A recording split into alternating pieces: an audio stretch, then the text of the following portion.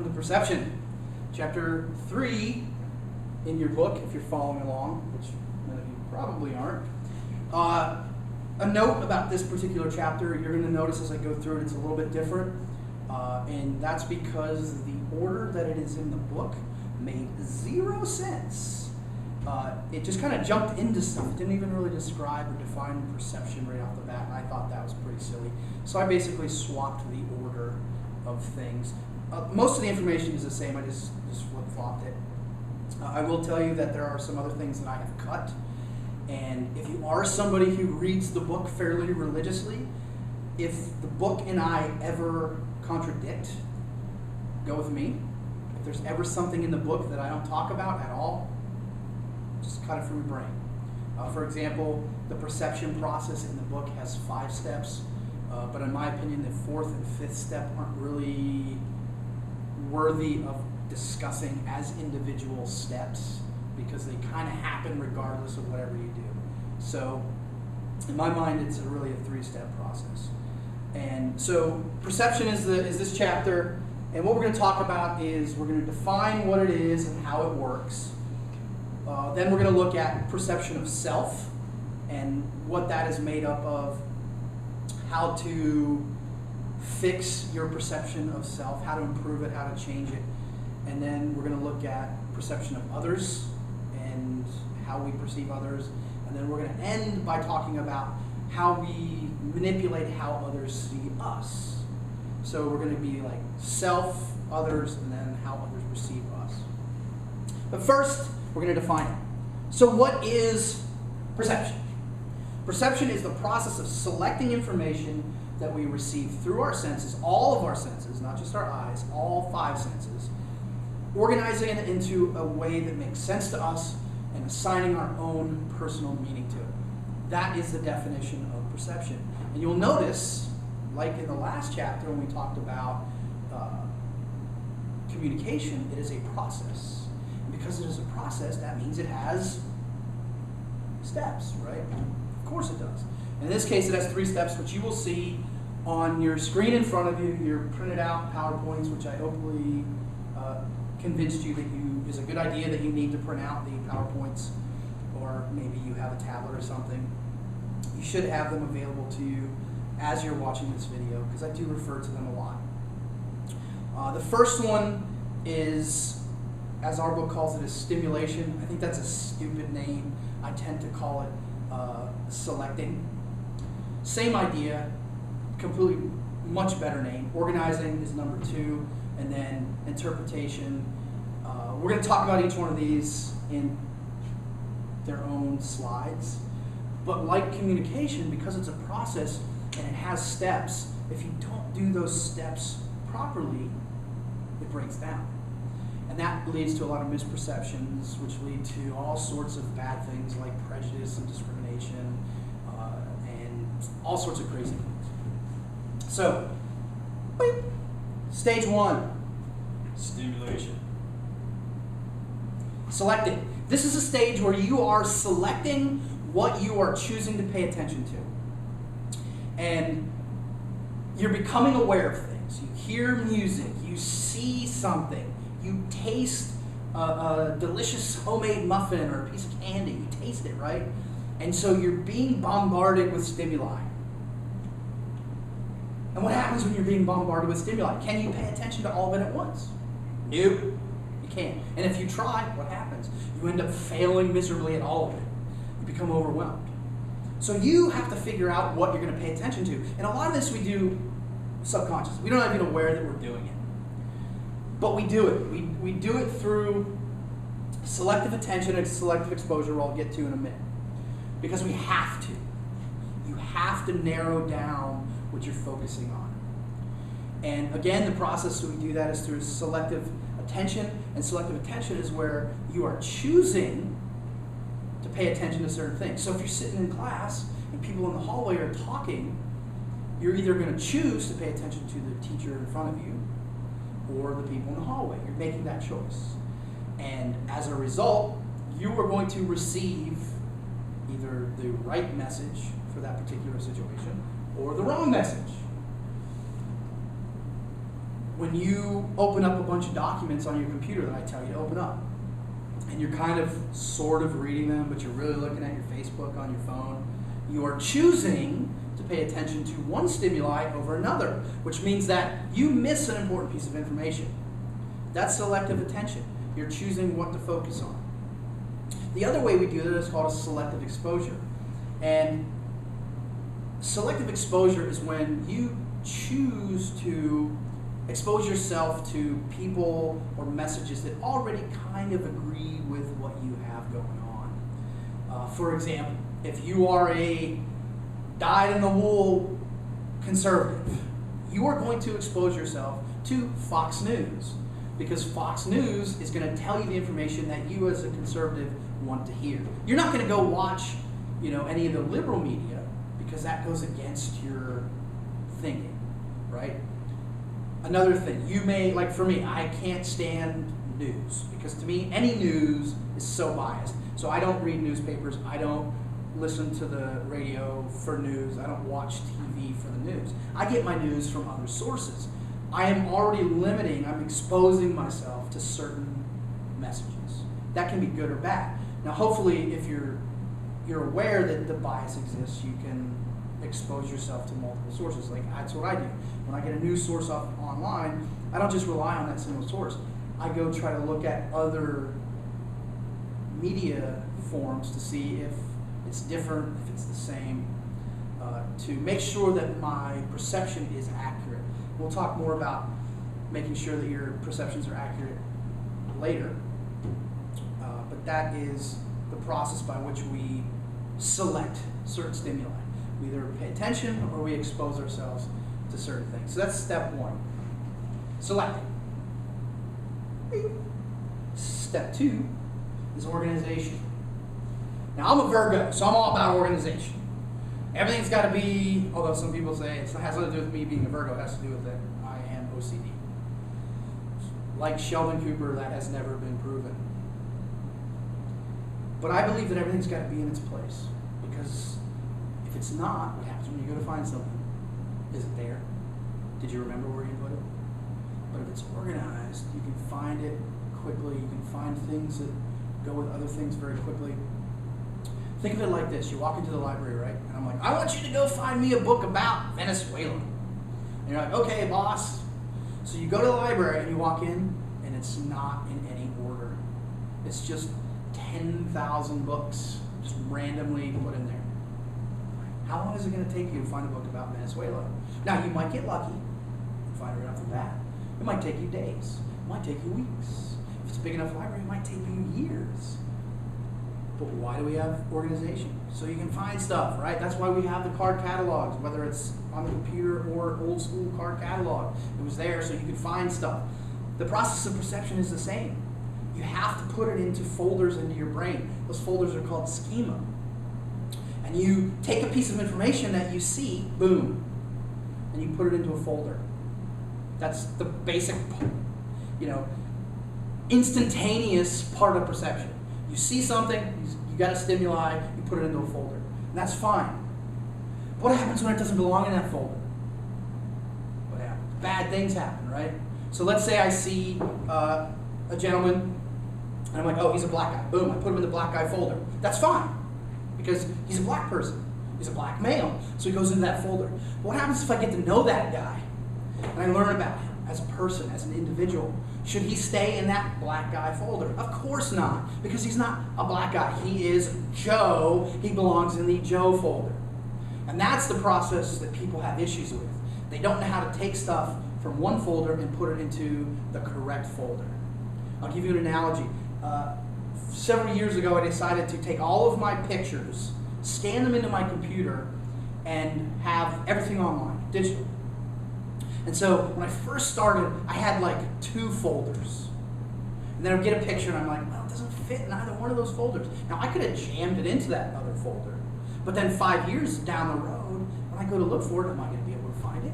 Probably not. It's going to take me a long time. But by the time I was done scanning all of my pictures, I have something like 89 different folders that are very specific. And so when I take a picture, I periodically download pictures from my phone or whatever, I know exactly where to put them. They go in the correct folder, whether it's Christmas or, going to Gettysburg or sporting events or whatever, they go into the right folder. So 10 years from now, when I'm looking for a picture of, I want a picture from Christmas of 2014, I know exactly where to go. So I can get it immediately. And that's what we need to do with our perceptions in real life. Is it's okay to put something into a folder. That's normal. But as you gain additional information, you need to be able to move it to the correct folder, even if you have to make a correct folder. And when it comes to people, they should all have their own folder. Because if you put people in generic folders, that's what discrimination or prejudice is all about, is leaving them in a folder and they don't belong in a folder. And there's different ways in which we organize data. Simplification and pattern recognition are kind of these overarching categories.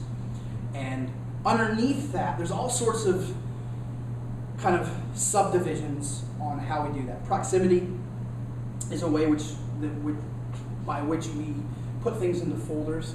And what that means is we kind of lump things that take place together in time or space together. And that's okay, but sometimes it's not okay. For example, people from Iran and people from Iraq, we lump them into the same category because they're from the Middle East. But the problem is people from Iraq are Arabic, and the genetic makeup of the people from Iran are not Arabic. They are more Western than Arabic. Now, obviously, that's changed because of all the mixing of people. But if you go look old school, Iranian people, they have much more in common, genetically speaking, with Western Europe than the Middle East.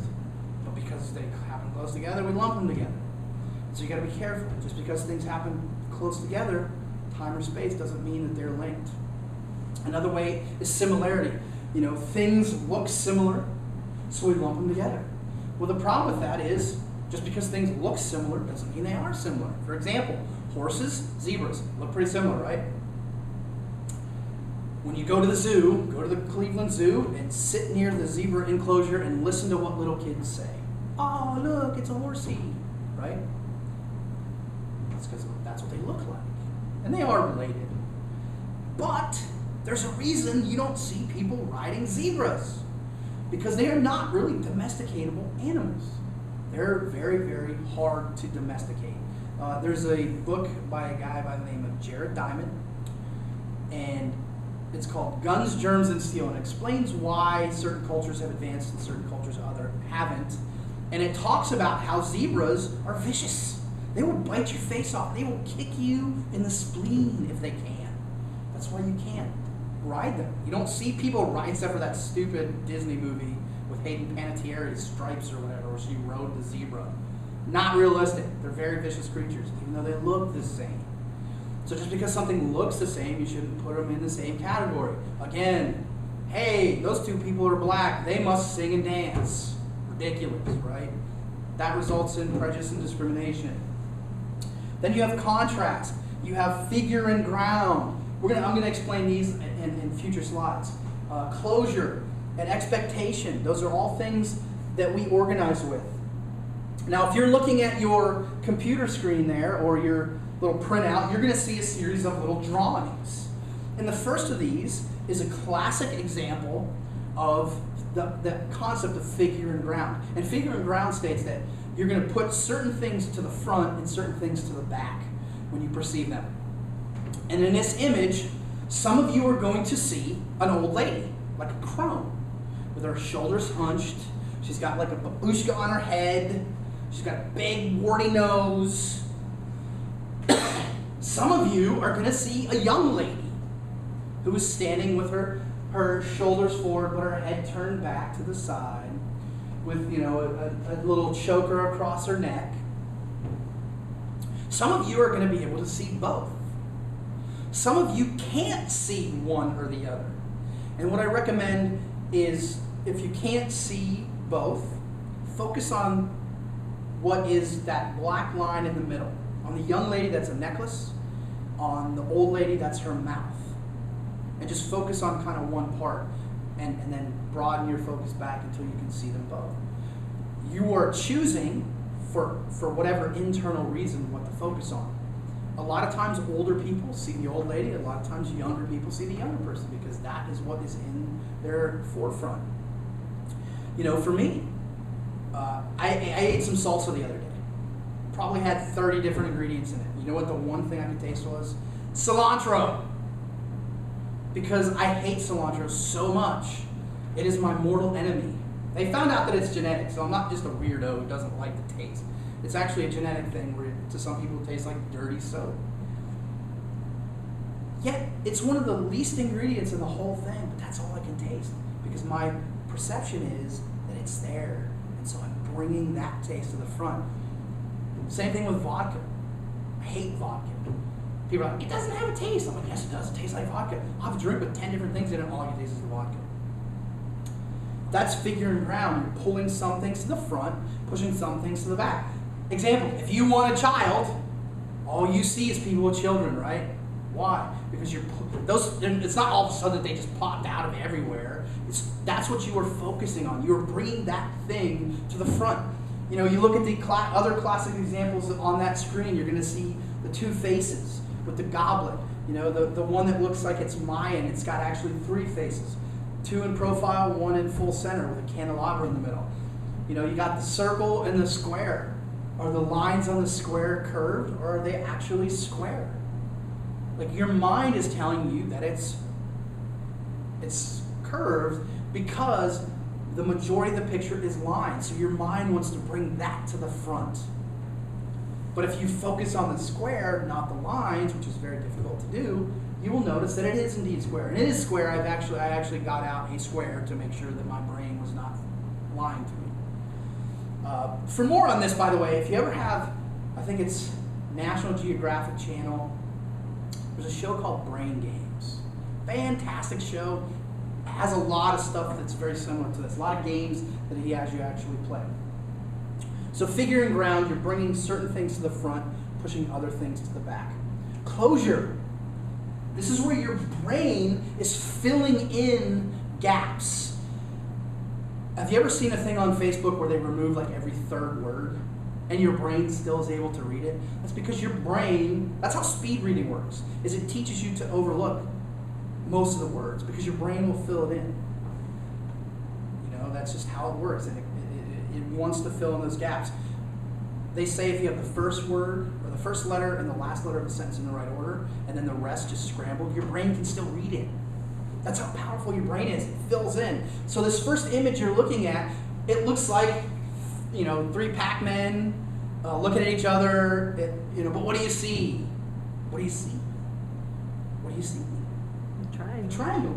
You see a triangle. There's no triangle. I've actually had people tell me that they can see lines, actual lines between the circles, because their brain wants to tell them that there are lines. What do you see there? A dog. A dog. There ain't no dog there. It's a bunch of random spots. But it happens to be arranged that it looks like a dog. So your brain is saying, no, man, that's a dog, yo. It ain't no dog. This one's a little bit more important for those of you who are students, which is every one of you, because we typo things all the time. Why do you have other people read your work for you? Because you don't see your own typos.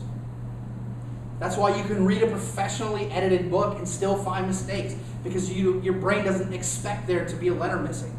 You know, what does that thing say? What does it say? That pizza is hot and cheesy. That pizza is hot and cheesy. It doesn't say that. It says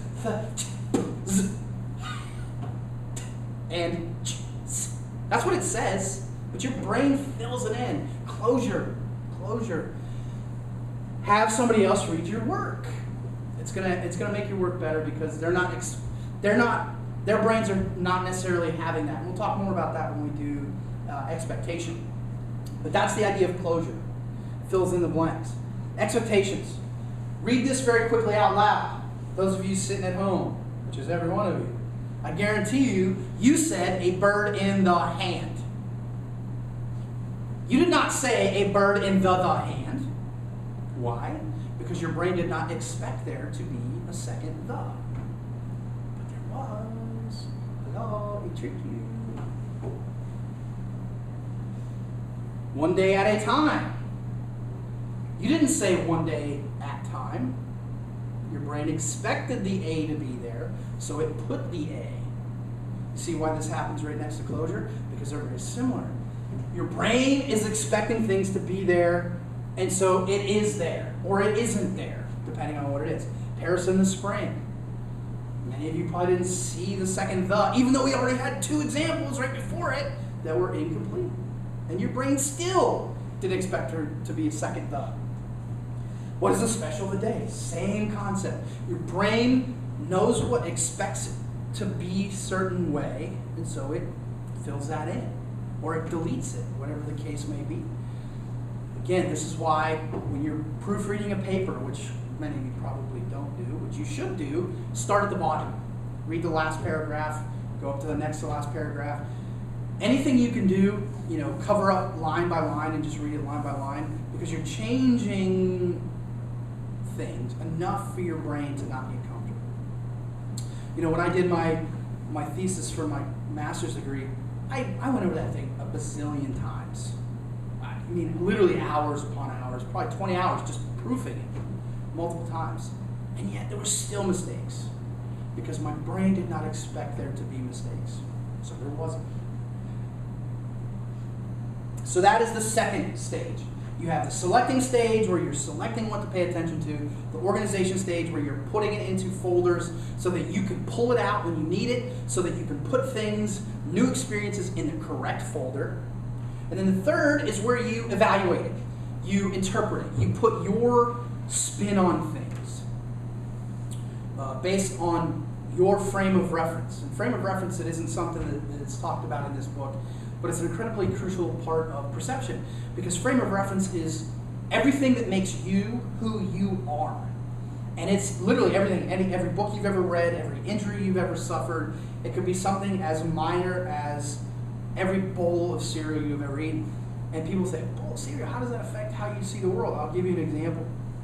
When I was a kid, I lived in Phoenix, Arizona, and